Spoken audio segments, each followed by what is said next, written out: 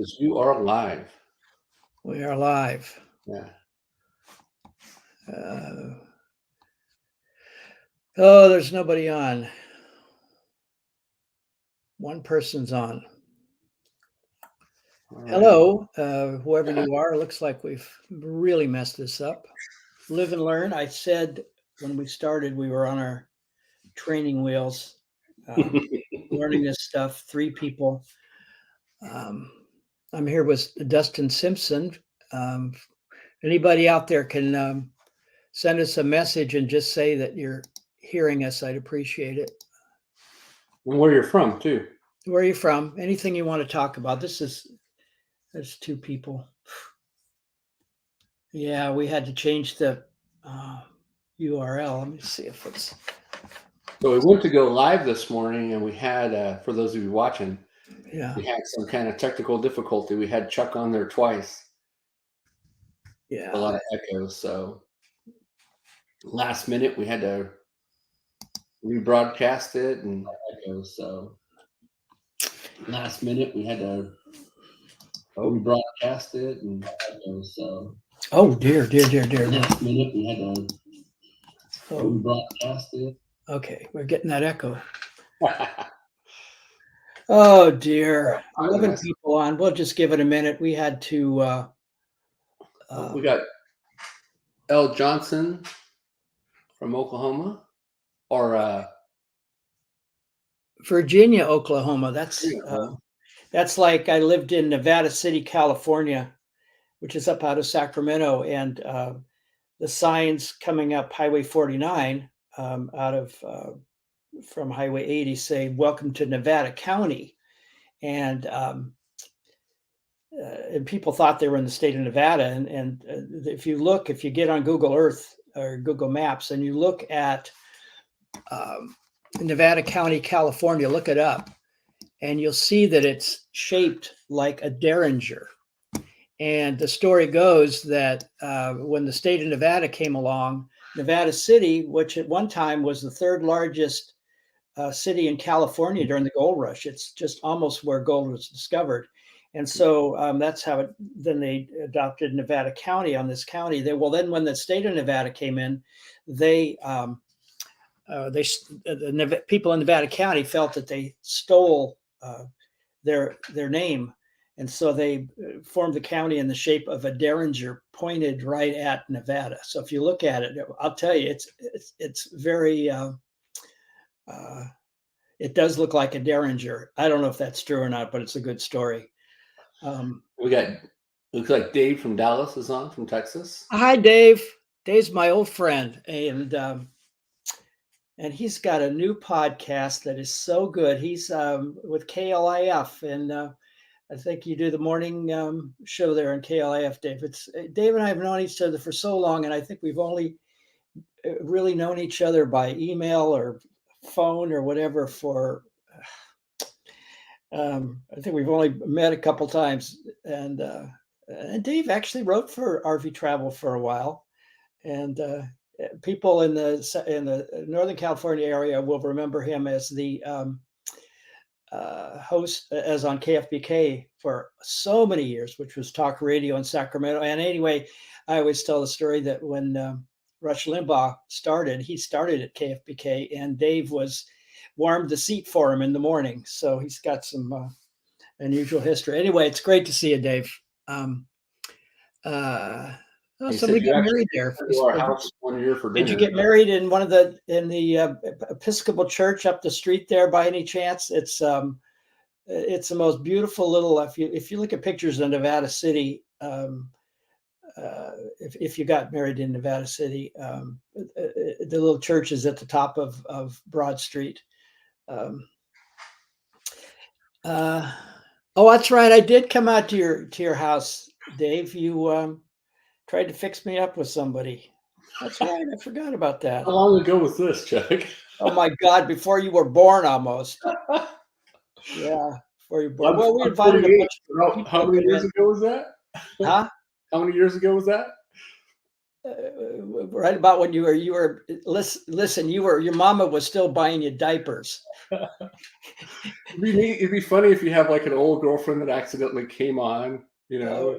it could happen. How about a child that you don't know about? Oh Oops. yeah, that'd be Um, uh, Facebook people, you have to. There's a little thing you put in there if you want us to know who you are. So if you didn't do that, then just say your name. And we're just here to chat today. And here we got this late start. There's only 14 of us. That's why I'm not really publicizing this too much, because this is amateur hour for a while. We'll do this every Saturday. I was going to just do this with our subscribers. Those people have donated to the cause here, but we're not good enough yet. So we'll just thank you for joining us and riding down the street on our training wheels. Um, uh, Bob from New York, Debbie from Renton, Texas. Hey, tell all your friends about this for our viewers. We're going to be on here for another hour. And Mike, missed seeing me at the Hershey Rv Show. Yeah, I go about every other year. And, it's really interesting. The Hershey Show, for those of you that go, and a lot of you do, it had about, this year, I think they got about 50,000 views or 50,000 visitors. And that's called the largest RV show in the United States. Well, a show just finished in Italy to give you an idea of the popularity of RVing in Europe.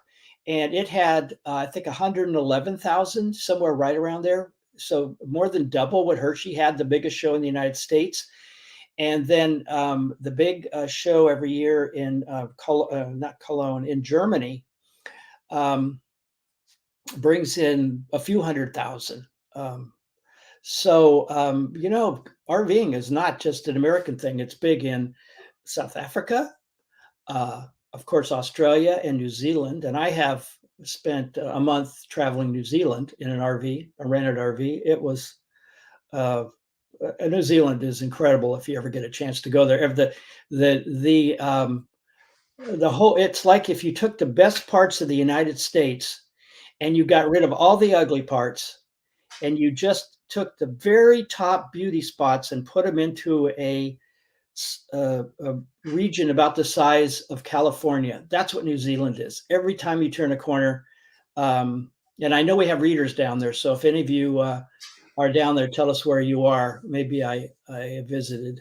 But anyway, it's incredible. And I was in Turkey about I don't know, about 8 years ago, and lots of campgrounds all over Turkey. They're nuts, and of course, France and in the UK, different RVs than we have. They're smaller. You really don't see the big diesel pushers at all. I mean, the roads are narrower. And did anybody read today's issue of RV Travel and have any comments? Our story was about one of 6 of our readers has an RV that's not can't be used right now because they can't get repairs. And Ottawa, Canada, Gary from Canada, Ottawa, they can't get repairs. And I quoted Dustin because he has a wonderful shop in Lodi, California, near Sacramento. And I quoted him on why. I mean, you're booked until you have 7 or 8 days. Excuse me. You're booked until January. Till January. Yeah. So what do people do? I mean, and you can't get technicians. Is that right? Yeah. So what's sad is like every day. So we don't do a bunch of different manufacturer warranty work for different reasons. And in that article that we released here a while back, I think it actually came out today, the part 5, which is about what the consumer can do or advice to the consumer. So all the phone calls we get every day are people that are calling saying, hey, I purchased a new RV. I can't get it into my dealership, or they purchased it out of state and none of the dealerships in the area want to help them. Yeah. So, I mean, it's unfortunate. I mean, you think you go buy like a Ford pickup truck and you can take it to any Ford in the United States. they don't care who you bought it from, but the RV industry, until it makes some changes, but Well, everybody thinks if you buy it, everybody knows if you buy a Chevrolet or you buy a Ford, that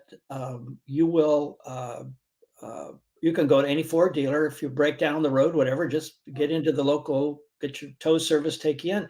But there's no such agreement between dealers, right? I mean, they don't have to honor. If you bought from somebody else, they can just say, "Did you buy here?" Then we'll squeeze you in. But if I mean, you obviously are not affiliated. You're not a dealer, so you don't have that issue to ponder. yeah, Um, we try to help everybody that we can, especially if they're in transit and they're traveling through. But again, it creates a domino effect. So yeah, yeah. when you're Well, booking so far out and somebody, it just causes the dominoes to fall. So somebody wrote today. They were talking about the amount of money that was being paid in their area for something, and how high it was. And you were talking about you and Ashley went to a Chipotle's the other night, oh yeah, and they had us tell about that what was it going was on there. it was Panda, and so we went to Panda Express, and they basically have a sign in the window that says now hiring $20 to $30 an hour, and then managers make anywhere from $35 to $40 an hour. And so, being a small business, I mean, we employ, counting myself and Ashley, we employ 11 employees, and the to be able to start somebody out at the 20, that's kind of the norm now, Mm, high school, but still, it's it's unrealistic expectations. You have kids come in and go, I want $30 an hour to push a broom. You know, mhm, I mean, when I started out at minimum wage, and you know, I'm not in my 50s yet. I'm late 40s. I started out for 265, I think, an hour, mhm, and that was back working for McDonald's. yeah. Yeah, high school. Well, um, it was a friend of mine when I was on the road 2 years. This was about 8 years ago, somewhere right in there. Um, um, had gone up to some small town in Nebraska, or I don't remember when, but she was in the office when this guy came in to get his paycheck, and so he asked the clerk about it, or the payroll person, how is my raise in there? And she says, yeah, you're up from, I think it was like, we've raised, you're up, you get to $13 an hour now. And he was getting 11, something like that. It was right around there. Yeah. And it was just, this of course was a very small town, but so $20 an hour that you might pay in a town like Lodi, which is, in Oh, a yeah. major market. Um, uh, I mean, fast food. Why does anybody have to go through a training program when they could get the same thing at a fast food joint, right? I mean, is that the problem? I think so. I mean, even they've got a new adult Happy Meal out for $12. Yeah. Oh, You is that know, right? Yeah. so just everything has gone up so much. Like I was talking to another RV repair shop owner, and he said that most of his guys that they're losing them to other dealerships because they can't compete. Mm, But some of these dealerships are charging $220 an hour for labor, and the average person can't afford that. I see Gary Hammond shared something here a couple minutes ago. He said my site out got stuck in, and I had to wait 4 weeks to get an appointment, and they've had it now just over a week. Um, he said this is not a dealer; they just do RV service. So, hey, Gary, is it a Swintech side out, or what? Do you know what brand of side out it is? And he says he's in Canada. I think he said he was in Quebec. I suppose things in Canada are pretty similar to here. I mean, they have the same issues about LCI. CI. Yeah. Yeah, so it's and Gary, is it a Schwintech? Is it a Like the rails are on the outside of the walls, or is it a under the floor slide? They've so LCI's been having a bunch of problems with their slide outs. The Schwintek slide outs, they're just rack and pinion. Okay. So yeah, under the floor, he said. Well, aren't uh, is how much of your business is slide out issues? Is it are they a problem? I mean, kind of universally? Yeah. I would say the two most common issues is if it's a class A or class C and it has a leveling jack system, it's Uh-huh. leveling jacks or slide outs. If it's a fifth wheel travel trailer, it's always starts out with slide outs, or if it has the big like hydraulic 4-point or 6-point systems in it. Mhm. And most of the time, what's um, most of the time it's usually voltage. Mhm. So like we have been talking with Dave on our tech and our RV tech Oh, talk, yeah. and somebody will call in and they'll say, "Hey, my slide out's not going in and out." Actually, Ashley just had one the other day. She came into my office and she said, "Hey, they just left their house with the RV and they're going to be out traveling for several weeks, and it was skipping as it was going out, so it was kind of jumping." Mm, And so when she asked him, she said, "How many slide outs do you have?"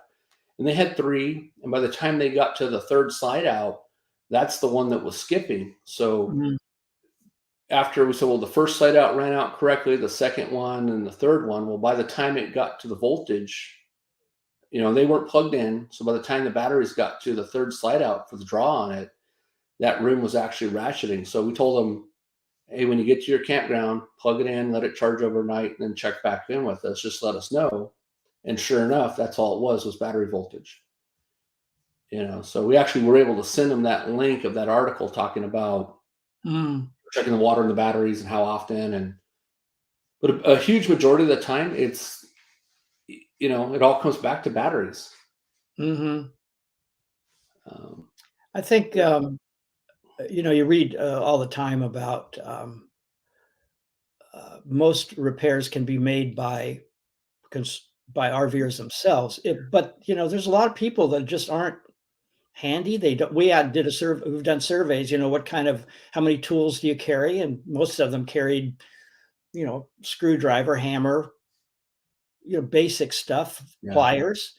They're not going to do a whole lot. And now you've all these new people out there that have come in. I mean, I hear complaints from RVers that the situation in the campgrounds with the number of newbies out there who have no idea of etiquette, even how to dump their RVs, anything.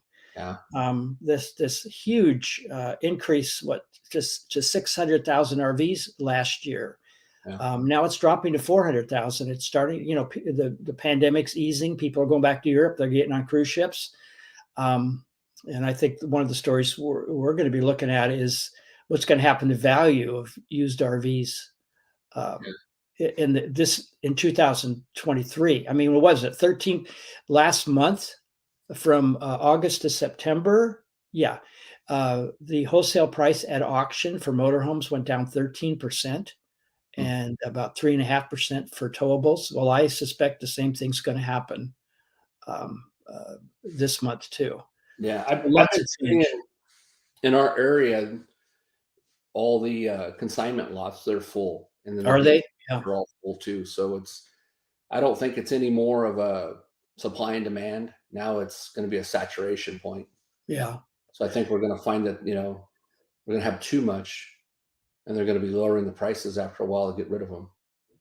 Yeah. They're going to have to. I mean, but who's going to buy them? I mean, anybody who took a basic economics class knows what's going to happen when you got too much supply and too little demand. Yeah, It's going to be a time to buy, I think, next year. yeah, next year Um, for sure. yeah. Um, Which then also trickles down the effect to shops like mine or even the dealerships. You have somebody that bought it right at during the pandemic. Now they're getting rid of it. Now it's going to get resold, and then mm, it turns around and recreates another customer looking for repairs. I just hope they just don't get discouraged, because a lot of the campgrounds in our area burnt down from the fires up north. Oh yeah. And so you have damaged campgrounds, you have overcrowded campgrounds, like you've done articles on. Yeah. And now you have all these people that can't use them. So in your poll, you said that was 1 out of every 7 of One out of every 6. or every 6 readers. Wow, that's a lot. That was 1,200 readers. It was a survey we did last week, and we just asked them, is your RV out of action, cannot be used because you're waiting for repairs? I'd never, 1 out of 6. And I saw that, and and granted, that's our audience. It's an older audience. But that's ridiculous. What if 1 out of 6 cars were sitting in their driveways in your neighborhood? This is the RV industry, and I've been in it a long time as a writer, journalist, is a really not highly respected industry, in my opinion. It's not. It's the Rodney Dangerfield of industries. It don't get no respect. And if you had 1 out of 6 cars that was waiting to get into their dealer to get fixed, the government, everybody would scream. But the RV industry just is just not paid that much attention to. And there's nobody out there that's talking about this stuff except us. Everybody else is just saying what they have to say to get Another sale.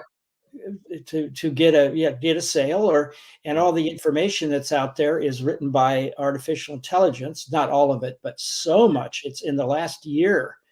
It's we've been writing about it. We created a character called Johnny Robot, and you can write a story about how to buy an RV, how to sell an RV, how to change your oil in your RV, anything you want. Just get a title, go to an artificial intelligence site, and it will write a reasonably good article on that subject for you in a couple minutes. Yeah. And if you don't know anything about RVing, stuff's going to slip by. Like one the other day I saw was it was from a respectable website, blog, whatever you want to call it, and it said some RVs do not have garbage disposals. Some RVs. I'm sorry, there's like no RV with the garbage disposal. You couldn't do it. But I've never seen one. No, but the reader didn't. The writer used artificial intelligence, and he didn't recognize that because he'd never been in an RV, he or she. Yeah. Another one stopped in the middle of the article and said, "I bet you are interested in the difference type." What was it? It was about odors in your. No, that was the other one. Anyway, it was. They said you probably are curious about what exactly is an RV, and it said a motorhome that has an engine is a RV, and then it said trailers are like RVs, yeah, except they have to be towed. Well, a trailer is an RV. They're all. It's like a car, and then you've got a sports car, and you've got an SUV. They're all, and this is epidemic. And I think it's part of the reason that I am still working, is because there's so much misinformation. There's so much laziness, and I'm angry about it. Yeah, maybe I'm a geezer that's the good old days, but I don't think really it's that. It's an industry that is totally consumed and has a mandate to because its money comes from manufacturers to sell RVs, and they don't care what happens afterwards. So I could rant for hours. So are we got some comments coming in? We've got somebody from Florida, and I was just kind of curious to see. Yeah. Think about all the units. I've seen videos now, all the units that were flooded down there in the campground. Yeah. So all the people that are, and that's such a bad situation, so I really feel sorry for everybody out there. The power's out, it's flooded. I mean, I can't even imagine being down there, but that's where you would think our industry could really help out, whether it be the government or whatever, Yeah. supplying units for people to stay in. But if you're listening down there in Florida, anything, have you seen anything, or was your RV affected by the weather? Um, you know, I think Dustin, with the problem that I've already read about it from, is that some of these flooded RVs are going to be dried out and sold, cold, and yeah, people are not going to know. So they're going to have to be awful careful. There's going to be a lot of flood, and if it's been flooded, I mean, you would know what's happened if an RV is sat in water for a yeah, while. What's going to happen? What's that roof going to look like? yeah. Um, There was a the news article on Tesla where the batteries were getting corroded from the salt water and they mm, were catching on fire. So I oh, don't know if that would be the case on an RV battery, but there's well, it's I mean, regardless of your situation in Florida, ED Watts. I don't know what E stands for, but were you affected by the storm? Do people you know, are they affected? And where are you down there? Actually, I mean, I'm sure some places weren't really impacted, yeah, but it's a terrible situation. The people in I went up to Paradise, California, here about 3 months ago too, because it was devastated in that campfire. And I happened to live near there for a while, same elevation, and it was horrifying to see. It's been what, a couple years now, but all these driveways going down the street that used to go into a house, and playgrounds in the backyard from kids, and swimming pools in vacant lots that were once at the back of somebody's yard. yeah, And hey, the people that got out of there that had RVs, they were lucky they had a place to stay. So whether you're in the area that's of floods or tornadoes or fires, there's a real advantage to just having a having an RV RV. to escape to. Yeah, Uh, I uh, you know, oops, I've wrote a bunch of different posts on my own Facebook mm, groups and stuff, just as a reminder, saying, hey, no matter where you live, is your RV ready for an emergency? hmm Whether it be canned goods or, I joke and say if you're a prepper, but if you can be ready to go, no matter what, even if it's a power outage, a storm, whatever the situation, having an RV, I think is a plus to be able to leave if you need to get out of where you're at. we we asked our readers a few years ago. We asked them about that. How many of them And Uh, then, how long would it take them to get their RV ready to go? And it was surprising the number that said yes, they could be out of there in an hour or two. yeah, Um, what's Mike says Thousand Trails and Encore reports that 14 parks are now closed in Florida. And are they permanently closed, Mike, or are they flooded out, or the there's going to be plenty of parks down there uh, that are going to close and never open, and there's going to be others that are just going to keep rebuilding. I think that KOA out on what is it out there? Anyway, I can't remember, but they just keep opening and closing right out there on the coast at sea level. And um, but yeah, Thousand Trails heavy in Florida and in the West Coast, the Northwest especially. Um, they're vulnerable like everybody else. So anybody got anything to say? We got 22 people out there somewhere. Do you want to talk about? We talked about that. What were some of the things we talked oh yeah, about? Um, because they think they're going to rebuild. Yeah, if you have any questions, even if it's a basic repair question or a concern in our industry, mm, I mean, kind of like Chuck's been a great resource for me, and I've learned a ton from just belonging to RV Travel now. On my own side, I'm always trying to share information because, like I said, if we go purchase a new RV, there's so much that they don't tell you when you're out buying it. whether it be maintenance and then, things to talk about, like you talked about, Chuck, having what tools. So having a tool list, having, the unit ready to go in case there's an emergency, besides going out and enjoying it and having fun camping. But there's so many people I'm seeing now that are living in them full time. I would say 50% of our customers live in them full time. Really? Yeah. Wow. And they're either traveling in it full time or they're in a campground living in it full time. Yeah. Well, that's a whole other subject too, that we've had that crowded campgrounds uh, column by Nancy Dixon now for probably a year. And she has no problem getting stories about people having trouble finding campgrounds. Now, of course, there's many people that have no problems. They live in areas that aren't so populated. They don't need to have all the fancy stuff. They don't need. They can just go out and boondock.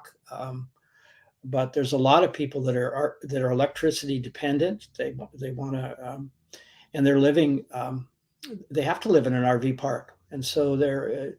So the RVA, interestingly, told the Washington Post here, about a year ago, that 1 million people are living in RVs full time. Nobody knows, but of course, the RVA should never have said that, because right on the RVA's website it says RVs are for temporary living. Um, and that's because they can be built to a lesser quality than a mobile home, or something that is meant to be lived in full time and not moved. So, there's all kinds of little things like this. But you've got you got a industry that just really is absolutely focused on selling RVs and doing everything they can to sell them, and it doesn't matter what happens to us afterwards. And I'm not against the industry, but I just think that there's so much they could do. I mean, I always tell the story of uh, Bill Piper, who was the inventor of the Piper Cub, and what he did when he started Piper is he or his representatives went out when he built this little airplane that was the under $1,000. He was the Henry Ford of aviation. And he went out and he sent his guys all over the country to lobby little towns to build airports, because if there's no airports, people couldn't use his products. Well, this is what it's coming to with RVing. And I get letters from people who are quitting because they don't want to book their reservations a year or two ahead. Who knows what's going to happen in that time? Health issues, somebody gets married, you got to go to their wedding. You can't be in Missouri if they're getting married in Oregon. I guess you could fly, but you know what I'm saying. Yeah. Here's Deborah, need new used furniture. In motorhome as current furniture is worn out and ripped. You don't know where to start. Well, there's company. Well, where would they start? I mean, how do you know what's and RV furniture is not created equal, is it, Dustin? No. So, Deborah, as far as like your furniture, on every furniture, there should be what's called a data tag. And you should be able to look up that company and contact them if they're still in business. And they should have I should call it a seat cover kit. May not be for like a couch, but for like the captain's chairs and stuff, they'll have where you can order that. You can contact any local upholstery guy. They're gonna, they'll be able to help you, but they're gonna have to hand make all that because they don't have any patterns. If you're gonna buy new furniture, there's places online, rvfurniture.com. You can check with any of your dealerships. LCI makes furniture. There's Thomas Payne Collection. There's a lot of good companies out there. You just have to check on the quality. So I would tell you, like, even if you go into an RV and you're going to go sit down in the products first. So if you have an old unit and you want to get a new piece of furniture, just like we would do in a furniture store, there's not, or say stores that have, you could go in. So go pop into a dealership, sit in some of the chairs. Oh, this is comfy or not. And same thing, get that information off the chair, and that'll help lead you to which company to buy and what product that was you were sitting in. Yeah, I think Gary says door side is always a concern. Yeah, that is if you're Door buying new size. furniture. I mean, these residential refrigerators, I know they have at least a lot of Yeah. them. They have to take them out the front window. They have to remove the front window to take them out to work on Yeah, them. yeah, that's a big issue. So a lot of times, so those are all put in those double refrigerators. Those are all installed in the slide out before the slide out gets put in the coach. Um, and then now you're getting to where you see solid one-piece windshields versus the old style two-piece windshields. And usually you have, like, if you came in, Chuck, and you said, hey, I need a new refrigerator, and it was a residential and it was bad, we would having to call in a glass shop that specializes in that to remove the windshield. And most times they won't remove them without having an extra set of windshields there in case something breaks going in and out. And they're wanting to have replacement gaskets because they won't guarantee that they won't leak. So So now you're having to replace the gasket as well as have, windshields there on standby just in case they break. And so, like, we don't sub them out anymore. Most of the glass shops in our area, they won't touch a windshield. None of them do any dual pane windows. So I mean, it's so the more. what do you do? So you'd have to remove a slide out, take the slide Oh, out of the coach, which could take you easily 4 to 8 hours. So the wow. wood trim that goes up and around the slide out, we refer to that as the horseshoe. And so all that wood trim would have to come out. You'd have to mark and scribe everything so you know where to put everything back, all the locations. A lot of measurements come into play that you have to record down. And, if depending on what kind of slide out system it is, if it's a Swintech or if it's a under the floor system, you just have to take everything apart to get that room out. And you're talking Wow. multiple guys, forklifts. I mean, it's a lot of work. So it's not, even if you want to take the current refrigerator you have out and say you wanted to, like, expand the wall to put in a full size residential, I don't recommend anybody do that. Lawrence Espinosa, he's going to buy an RV. What do I need to know? Tips. Okay, I'll give you mine then Dustin, you do. Mine is do not buy on impulse. Um, think about it. Do not fall in love. It's just like being a teenager and falling in love with the first uh, uh, girl or boy that you find, and this is it. No, that doesn't long term. That may not serve you well. Um, sign up for our beginner's guide to RV newsletter at rvtravel.com. Well, I think I got you'll find it right there. And read that, read everything you can. Let's see what else. Do not finance for 20 years. Do not, because almost no matter what you do, you are going to be upside down in your loan. And if you want to sell it in a year or two or three, you are going to have to come up with money. I got a letter from a woman once, and she and her husband bought a very expensive diesel pusher. I mean, one of those ones that cost hundreds of thousands. He died, died suddenly. She was left with this, and she wanted to sell it. She went to, I don't know, a dealer or wherever, and they said, you can sell this, but you're going to have to come up with, I think it was $50,000 or $80,000 to pay off the loan. Yeah, and a lot of people find $5,000-$10,000. They're going to have to. They can't sell it for what their loan value is. So don't do it.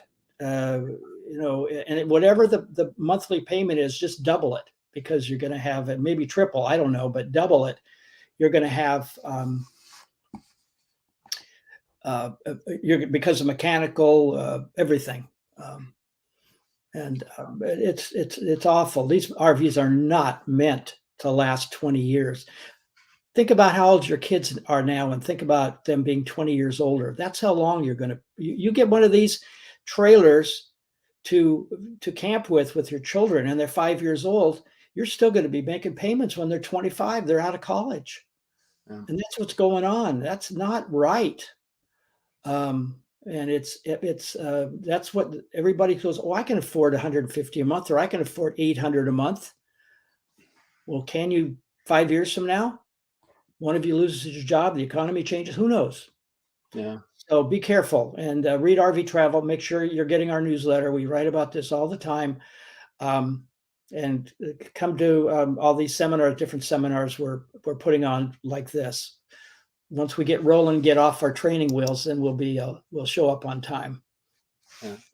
Lawrence, what type of unit are you looking for? Are you looking for a motorhome, travel trailer, or fifth wheel?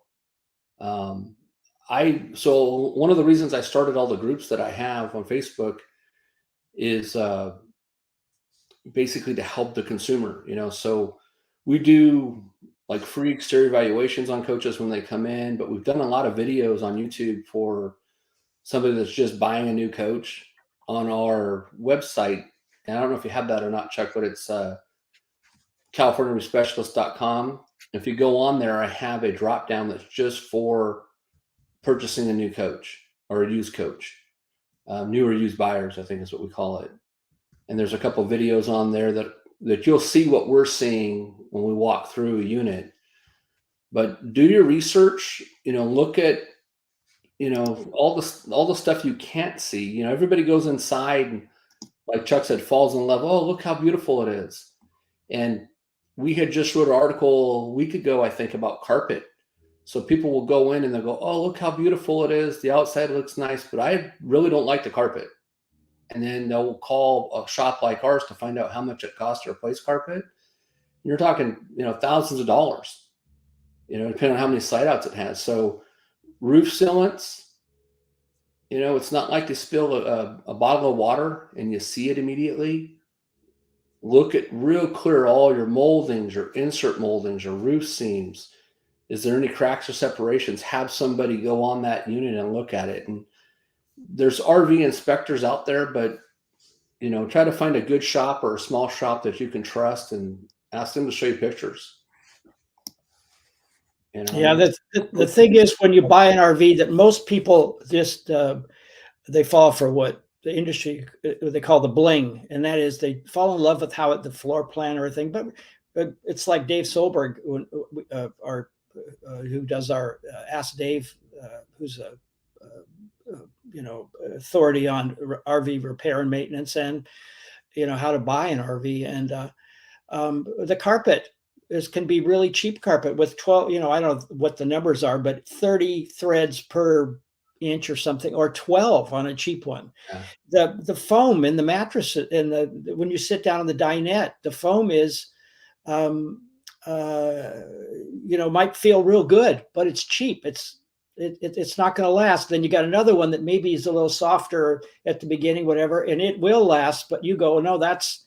And Dustin, you were talking about the decals on the side of trailers. Oh, yeah. Actually, the cheaper trailers put on cheaper decals that won't last as long. Different grades. Yeah. Your Gary Bunzer, my late friend who died of COVID a year and a half ago, 2 years ago, he used to always talk about the ducting. And I've never talked to you about this, Dustin, but he said that sometimes a company would, to save money, would, instead of cutting the ducting to go directly to a vent, they would just curl it all up, run it around, because it was faster to do it that way and spend a little extra material than it was to go in and cut it and get a position right. So your air had to go from the furnace all over the place to get to the end, and so it was a cooler. I think you've got, and Dustin, you've probably got all kinds of other tips, but the thing is, what an RV looks like. You can have one RV here and one over there, and there might be a $50,000 price difference, and you look at them and you go, what's the difference? And yeah, there's a lot in the difference. Yeah, and the salesman will say you're just paying for the name, right? No. But really, the manufacturer can put in a cheap water pump or a good water pump, and I suppose, Dustin, you can talk about everything along that line. They have a choice. Yeah, I mean, I get asked that question all the time. Hey, I'm going to upgrade or downgrade or buy new or used. What's some of the things can I look for? So typically, it's just like if we went to go to Home Depot or Lowe's, as far as equipment, if we were going to go build RVs, there's only 2 to 3 companies that we can buy anything from to build an RV. So, like you said, Chuck, I'll joke and say, yeah, it's just the only difference to me is the name on the sticker. Whether it's a Keystone or a Forest River or a Grand Design, it's just a different decal to me. But the quality, somebody that's building it slower, that's using better equipment in it. Look at your plumbing. What type of water lines are they? Are they red, white, and blue? Are they all white? What kind of fittings are on the water lines? What kind of faucets is in it? What kind of drawer hardware you have? Pull out the drawer and look back behind the drawer itself and see what kind of drawer guides or rails did they use. And then the tattletales is, how did they mount them? So, Chuck, you've had RVs that's had plastic drawer guides in the back brake, right? And what? Plastic, the drawer guides in the back of the drawers, behind it that hold the rails. Did they have I, one broken? no, I don't know. Maybe you're talking to Gail about that. I don't know. Okay, so there'd be a plastic receptor that's holding on the rail to keep the drawer guides sturdy. Well, those shake and go down the road. Yeah. Sometimes people will come in and they'll say, "Hey, my drawer broke."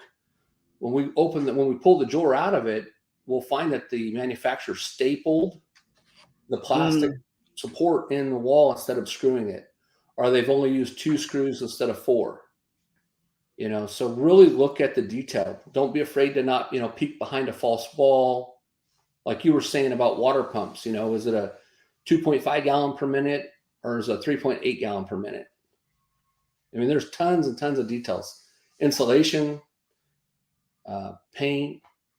I mean, it just goes, I could talk for hours on it. It just goes on and on. But really look at the hardware, look at the plumbing, look at the electrical.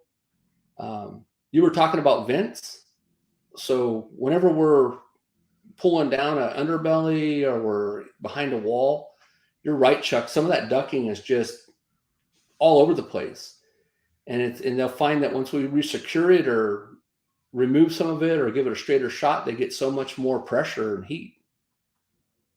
So I mean, it's just, there's a lot of room for improvement. Yeah. Gary Bunzer used to tell me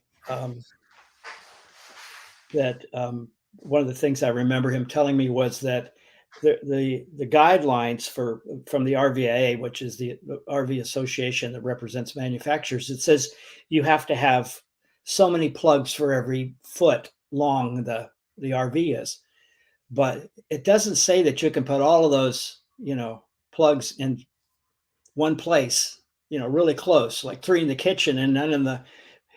And so they can, but by putting them closer together and not necessarily in the ideal places, a manufacturer can save on that wiring that you wouldn't see. Therefore, he can drop the price of his RV by X number of dollars. And they do that all over. These little, I mean, people go in and look at, if you go to an RV show and you just go stand in an RV and listen to people coming in, you'll and listen to them. They're really looking at the big picture kind of. I love the carpet. I love the colors. But they're not looking at the construction or, oh, that's weird. How am I going to plug that plug that's right down where my foot's going to be in the dinette? Or I got a CPAP machine that I need to sleep with. And look at, how do I get to these plugs? The only plug in the bedroom is across the room.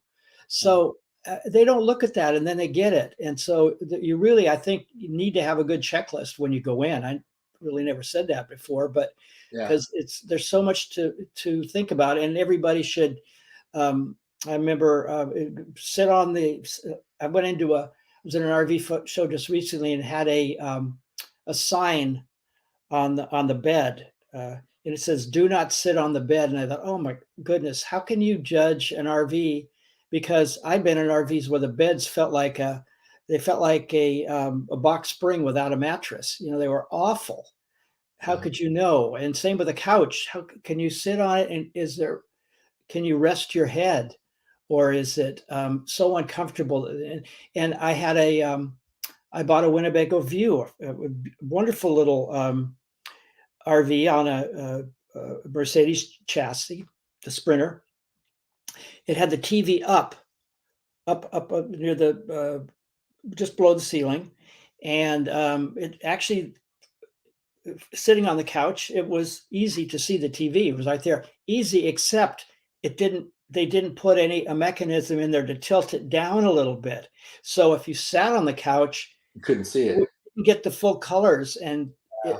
you know what I'm saying. And so for another $10, they could have put a better TV mount in or TV bracket. mount. And but if you don't, if you just sit down and you'll kind of glance up, oh, the TV's in a good spot. But it's not until you actually turn on the TV and sit down and Yeah. realize that you got to get up and sit on a pillow to see the TV. So I mean, all that stuff is. I would say that you're right. I mean, we're always getting asked to relocate outlets or add an additional outlet to an area where they can plug in a CPAP, or they'll put outlets in some real weird spots. Mhm. And then, TVs, another good one. Either they'll mount TV here, right? And it's in a bad spot. Oh, they're bad spots. Your neck is gonna be killing you if you watch some of the where those TVs are put in. It's mind-boggling how who designed these things. Yeah. I was gonna say our RV Daily Tips that comes out Monday through Friday is full of little tips like what Dustin and I are talking about here. If you're not getting it, every issue is just got so much information about just little tips like we're talking about, and of course, I highly recommend it. But um, Check um, out units in the summertime too if you're going to go purchase. How hot is it inside? Uh, mm, Wintertime, if you're gonna go and buy it to live in full time, how cold is it in there? Because I don't think a lot of we'll say newbies, or they don't realize how cold an RV can get. Sometimes the um, heaters work real good. Sometimes it's undersized for the unit. Same with the air conditioners. I would say that people should talk to people that own these RVs. For example, I bought my RV used in Las Vegas, and it was 110 degrees.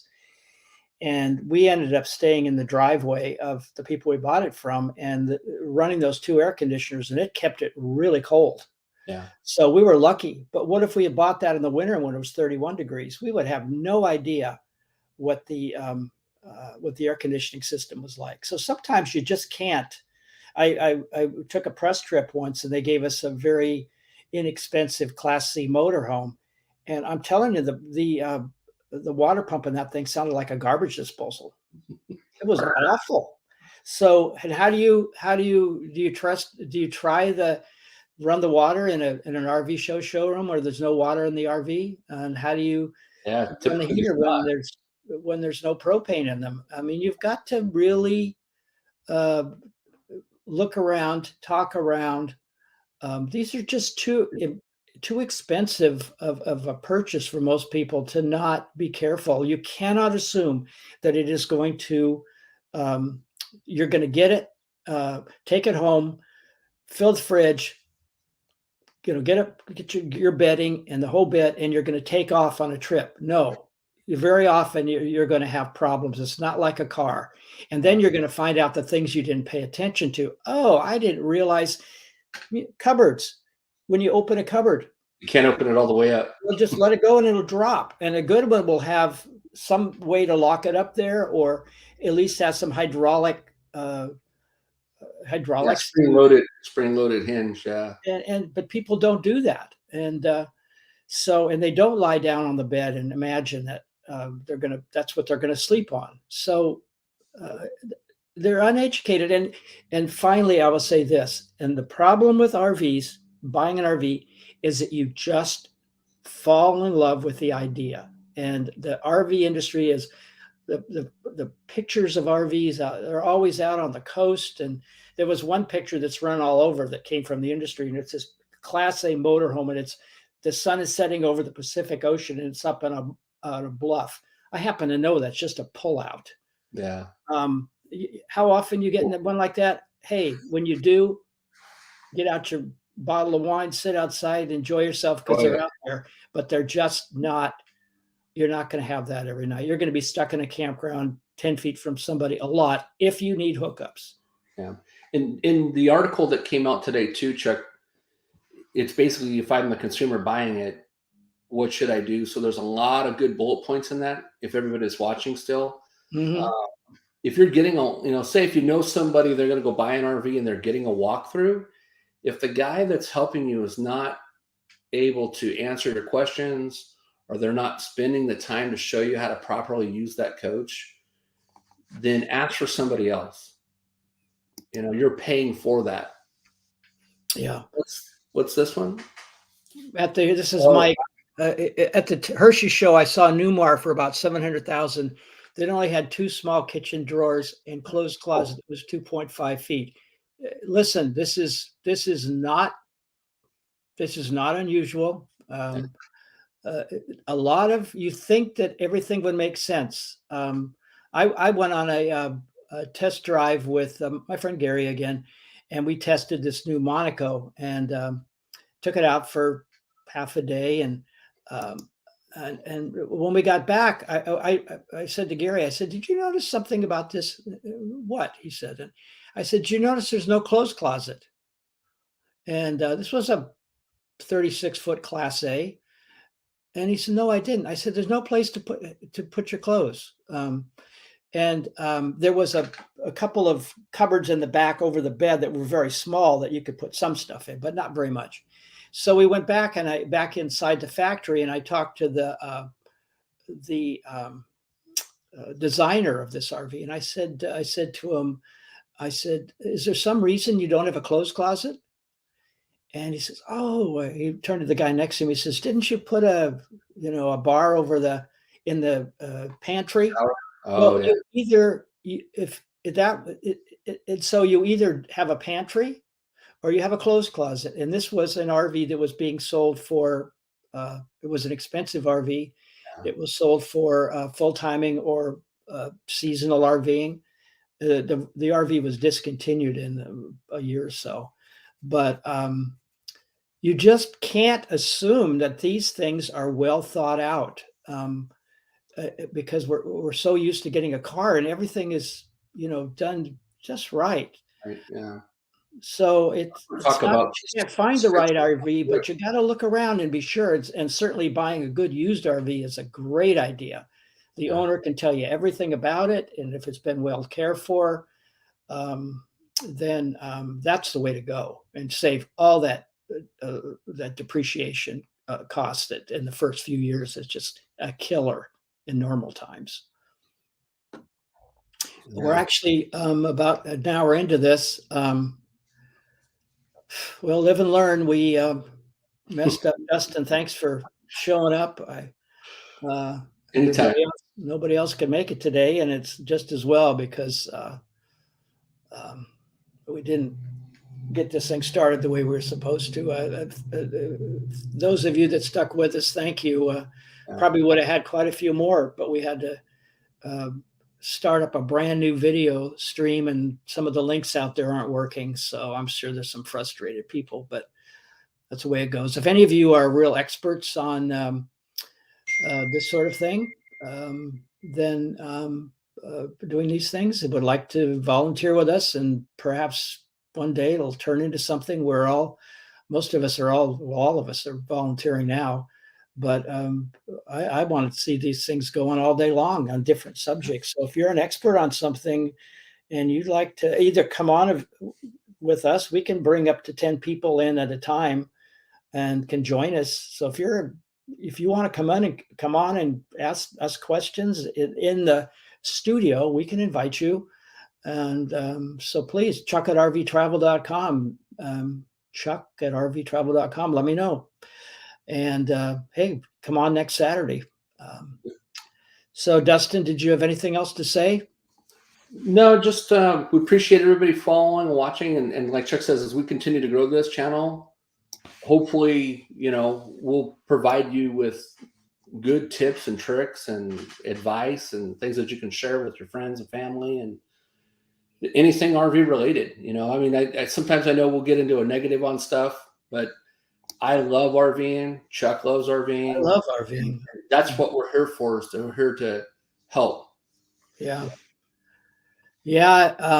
I absolutely love it. I've been doing it 40 years. I know I only look like I'm 30, but I'm actually older than that. I went prematurely gray.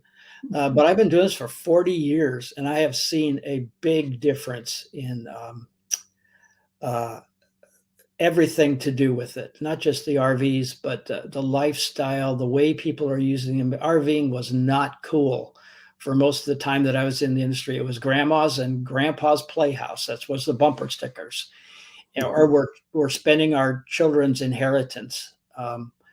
It was like that song. I think it was Barbara Mandel said something. Oh, I've been in country, something about before it was cool. That's kind of what I was when I started in my mid 30s. No, none of my peers were RVing, and I was the kid all the time. But time has gone by fast, and there's an address if you want to. We are supported in part by our readers. Some of our readers, 4% of our readers provide, whether it's $5 once or $5 a month or whatever, to keep us going, so we don't have to be dependent on advertising. And as far as I'm concerned, we're the only really mostly unbiased website out there, rvtravel.com, and that really is in part because we just don't really have to worry about selling advertising.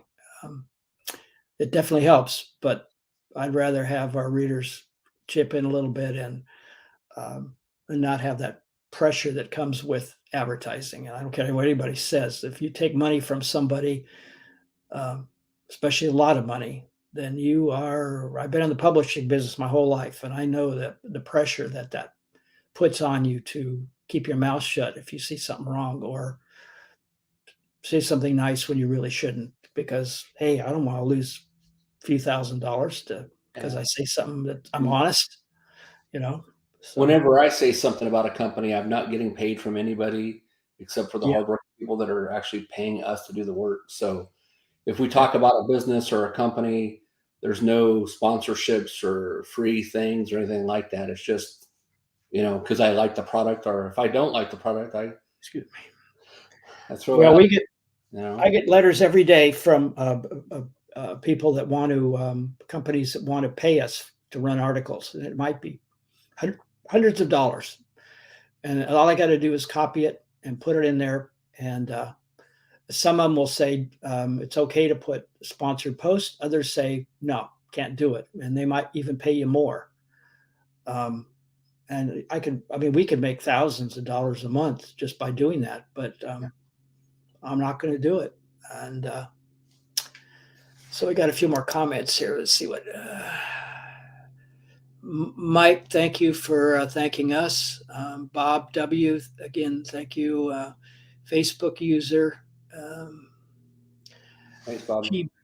And all of you, tell your friends. We'll be back here again, 10 a.m. Pacific next Saturday. Hopefully, if we do it right this next time. And Dustin, hopefully you'll be here, because you're so full of information. You don't find people like you that are willing to talk so openly about all this stuff. And you know what? You got a lot to share. So I hope we can build this audience up big. Me too. And just and also I always think of this as just like sitting around a campfire. We get 3 or 4 4 or 5 people on here, and then all of you that are joining us by chat, and have a few laughs and learn something. And if you have any requests, make sure you send them to Chuck so that he can kind of give us a heads up, but anything, if you want to know anything, if I can answer anything, I'll be more than happy to help share it with you. Yeah. Try to steer you in the right direction. Yeah. Chuck at rvtravel.com. I don't think I have a graphic, and I'm too lazy to type it. So anyway, have a good day. You too. Thank you, Dustin. I'll be in touch with you. And so I'm going to sign off. Yep. Thanks everybody for following. Goodbye. Bye-bye.